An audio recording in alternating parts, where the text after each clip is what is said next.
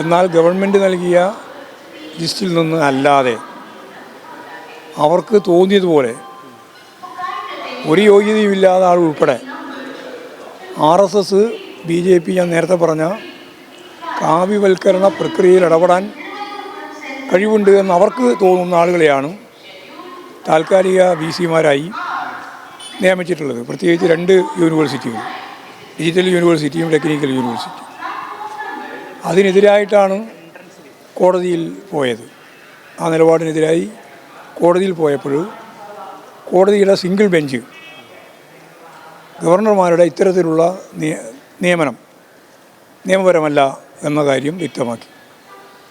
അങ്ങനെ വ്യക്തമാക്കിയപ്പോൾ ഉടനെ ഇപ്പോൾ നിലവിലുള്ള മുമ്പത്തെ ഗവർണറാണ് യഥാർത്ഥത്തിൽ ഇത് നിശ്ചയിച്ചത്. പുതിയ ഗവർണർ അപ്പീൽ പോയപ്പോൾ ഡിവിഷൻ ബെഞ്ച് ഇപ്പോൾ ഗവൺമെൻറ് നിലപാടാണ് ശരി,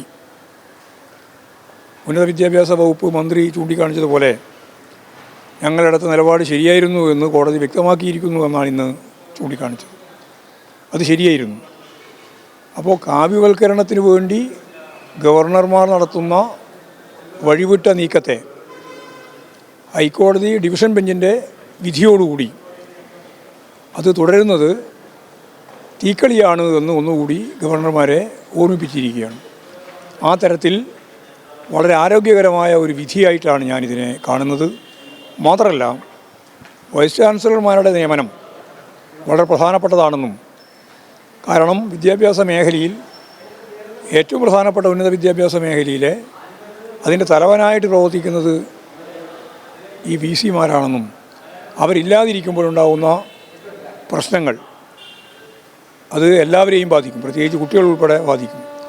ആ കാര്യമാണ് ഇപ്പോൾ ചൂണ്ടിക്കാണിച്ചിട്ടുള്ളത്. തികച്ചും ശരിയായ ഒരു നിലപാടിലാണ് കോടതി എത്തിച്ചേർന്നിട്ടുള്ളത്.